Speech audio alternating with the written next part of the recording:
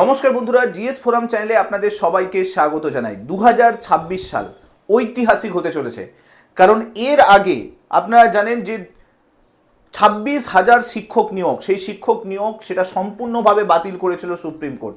আর কালকে এমন একটি মামলার শুনানি হয়েছে, যে মামলার শুনানির পরে মনে হচ্ছে পশ্চিমবঙ্গে আবার কয়েক হাজার চাকরি বাতিল হতে চলেছে। ডিটেলসে দেখার চেষ্টা করব। এরই মধ্যে আমরা জানি যে রাজ্য সরকার অলরেডি অনেকগুলো কড়া পদক্ষেপ নিয়েছে এবং সেই পদক্ষেপের পরে আরও কয়েকটা চাকরি বাতিল হতে পারে। ডিটেলসে দেখার চেষ্টা করব যে কোন মামলা সুপ্রিম কোর্টে নতুন করে ফাইল হলো, এবং তার সঙ্গে সঙ্গে এটাও দেখব যে রাজ্য সরকারের কড়া পদক্ষেপের কারণে কত চাকরি বাতিল হতে পারে, কোন কোন ডিপার্টমেন্টে বাতিল হতে পারে, এবং রাজ্য সরকার কি কি কড়া পদক্ষেপ নিতে চলেছে ভবিষ্যতে। সমস্ত কিছু থাকবে এই ভিডিওর মধ্যে। ভিডিওটা ভালো লাগলে মাস্ট লাইক করে দেবেন, চ্যানেলটাতে নতুন হয়ে থাকলে সাবস্ক্রাইব করে নেবেন, এবং মাস্ট এই ভিডিওগুলোকে শেয়ার করতে ভুলবেন না। দেখুন, এখানে নিউজ দেখতে পাচ্ছেন যে সুপ্রিম কোর্টে নতুন করে 26,000 শিক্ষক নিয়োগের যে বাতিল প্রক্রিয়া, সেই বাতিল প্রক্রিয়ার পরে আবার 32,000 শিক্ষকের চাকরি বাতিল নিয়ে নতুন করে এসএলপি ফাইল করা হয়েছে। এই 32,000 চাকরি কোন চাকরির কথা বলা হচ্ছে? প্রাইমারি চাকরির কথা। আপনারা জানেন যে এই চাকরিতে অনেক দুর্নীতি হয়েছিল, এবং সেই দুর্নীতিকে পরবর্তীকালে হাইকোর্ট একটি বড় রায় দিয়েছিল এবং 32,000 চাকরিকে রিটেন করিয়েছিল শুধুমাত্র মানবিক খাতিরে। আমি আপনাদেরকে মামলার প্রেক্ষাপটটা একবার বোঝাই। 2023 সাল 12ই মে তৎকালীন বিচারপতি অভিজিৎ গঙ্গোপাধ্যায় তিনি রায় দিয়েছিলেন যে নিয়োগ প্রক্রিয়াতে প্রচুর অনিয়ম আছে, অ্যাপটিটিউড টেস্ট সেই মতো করে ঠিক মতো করে নেওয়া হয়নি, প্রচুর দুর্নীতি হয়েছে, র্যাঙ্ক জাম্পিং হয়েছে, ওএমআর সিট ব্ল্যাঙ্ক ওএমআর সিটকে ফিল আপ করে জমা করে দেওয়া হয়েছে, এরকম বহু কেস হয়েছে, এবং বহু এরকম শিক্ষক আছেন যারা জেনুইনভাবে কিন্তু এই চাকরিটা পেয়েছিল। এখন যেহেতু এই দুর্নীতি কারা করেছে আর দুর্নীতি কারা করেনি, এই দুজনকে আলাদা করা সম্ভব হচ্ছে না, এবং সেই সময় এসএসসি সেটাকে আলাদা করে দিতে পারছে না, তাই তিনি রায় দিয়েছিলেন যে এই পুরো প্যানেলটা, অর্থাৎ 32,000 চাকরির যে প্যানেল, সেই প্যানেলটাকে সম্পূর্ণভাবে বাতিল করতে হবে। এরপরে এই পুরো মামলাটার উপরে নতুন করে তখনকার রাজ্য সরকার, যে রাজ্য সরকার দুর্নীতি করে আসছিল এই পুরো বিষয়টার উপরে, তারা ডিভিশন বেঞ্চে নতুন করে মামলা করে, এবং ডিভিশন বেঞ্চ 2023 সালের ডিসেম্বর মাসে কলকাতা হাইকোর্টের বিচারপতি তপব্রত চক্রবর্তী ও বিচারপতি ঋতব্রত কুমার মিত্রের ডিভিশন বেঞ্চ, সেই ডিভিশন বেঞ্চ সিঙ্গেল বেঞ্চের যে রায় সেটাকে কিন্তু খারিজ করে দেয়, এবং খারিজ করে দিয়ে ডিভিশন বেঞ্চ একটা স্পষ্ট নির্দেশ দিয়েছিল যে ডিভিশন বেঞ্চ বলেছিল যে দুর্নীতি হয়েছে, এটা একদম সত্যি কথা, দুর্নীতি হয়েছে, কিন্তু শিক্ষকের চাকরি যদি বাতিল করে দেওয়া যায় তাহলে কিন্তু গত 9 বছর ধরে তারা যে চাকরি করেছে তাদের পরিবারের কথা ভাবতে হবে আমাদেরকে, তাদের মানবিক দিকটা দেখা দরকার।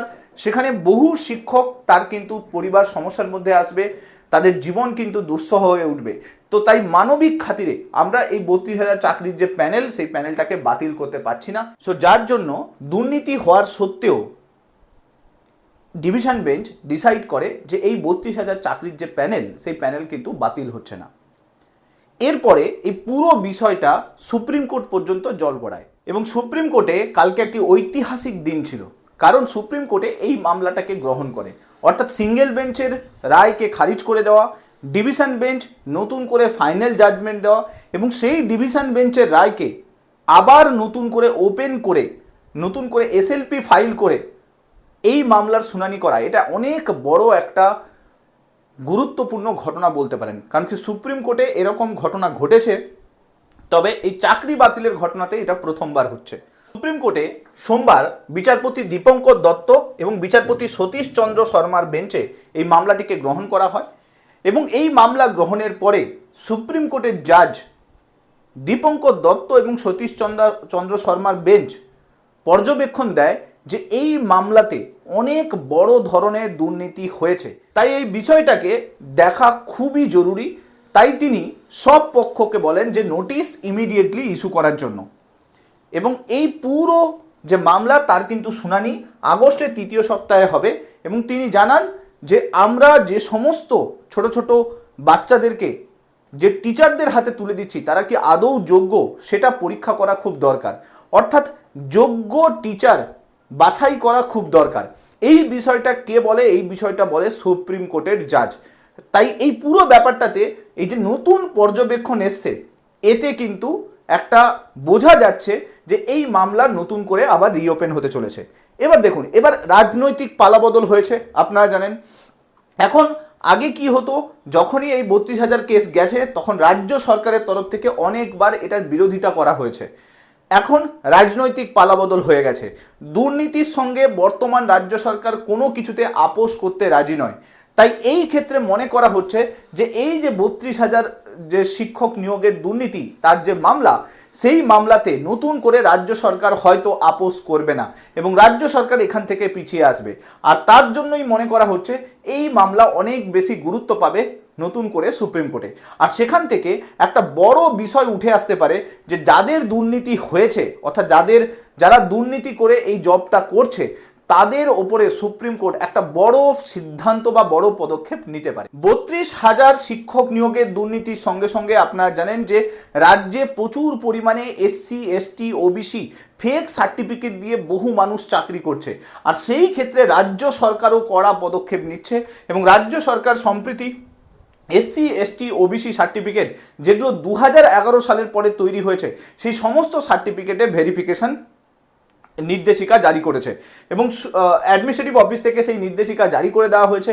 এর ফলে কোথাও যেন মনে হচ্ছে যে যদি এই ভেরিফিকেশন হয়, কয়েক হাজার চাকরি কিন্তু এই ভেরিফিকেশনের কারণে আবার নতুন করে বাতিল হতে পারে।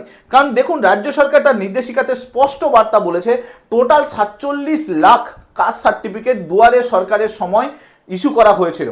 তো এই যে সার্টিফিকেটগুলো, এগুলোর মধ্যে প্রচুর দুর্নীতি হয়েছে, প্রচুর টাকা পয়সা খেয়ে তখনকার যে নেতা নেত্রীরা তারা কিন্তু এই সার্টিফিকেট ইস্যু করেছে, যার কারণে এটা মনে করা হচ্ছে এই সমস্ত সার্টিফিকেট দিয়ে যারা চাকরি করছে, যারা ফেক ভাবে চাকরিটা করছে, দেখুন চাকরি কারুর যাক সেটা কিন্তু কোনোভাবেই কাম্য নয়। জেনুইন প্রার্থী সে যদি ভালো পড়াশুনো করে মেধার ভিত্তিতে একটা চাকরি পেয়েছে, অনেক কষ্ট করে চাকরি পায়, সেই চাকরি চলে যাক সেটা কেউ চায় না। কিন্তু এরকম দুর্নীতি করে যারা চাকরি করেছে তাদের এগেনস্টে রাজ্য সরকার একটা খুব কড়া পদক্ষেপ নিতে চলেছে এবং যেটা মনে করা হচ্ছে যে এই যে ফেক সার্টিফিকেটগুলোর ভেরিফিকেশন হলে হাজার হাজার চাকরি কিন্তু বাতিল হতে পারে কয়েক মাসের মধ্যে। এবং সেটা যদি হয়ে যায় তাহলে ভাবুন যে কত শূন্যপদ তৈরি হতে চলেছে পশ্চিমবঙ্গে। এছাড়াও আপনারা জানেন যে সুজিত বোসকে আপনারা জানেন, যিনি রিসেন্টলি পুরসভার দুর্নীতির জন্য তাকে কিন্তু ইডি গ্রেপ্তার করেছে। এইখানেও কিন্তু একটা বড় প্রশ্ন আসছে যে পুরসভাতে লাস্ট কয়েকদিনে প্রায় 2500 চাকরি এরকম দেখতে পাওয়া গেছে যেখানে দুর্নীতি করে সেই সমস্ত জায়গায় চাকরি দেওয়া হয়েছে। তো সেই ক্ষেত্রেও কিন্তু এই পুরসভার দুর্নীতিও সামনে আসছে।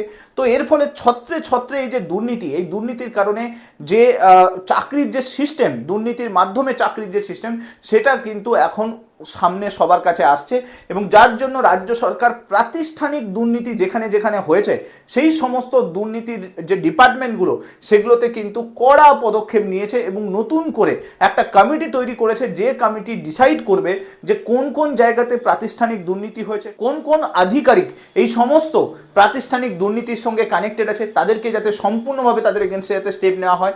আর এটা যদি চলতে থাকে তাহলে মনে রাখবেন যে গত কয়েক মাসের মধ্যে আপনি দেখতে পাবেন পুরো পশ্চিমবঙ্গ জুড়ে কয়েক লক্ষ চাকরি বাতিল হতে পারে যদি পুরো প্রসেস চলতে থাকে।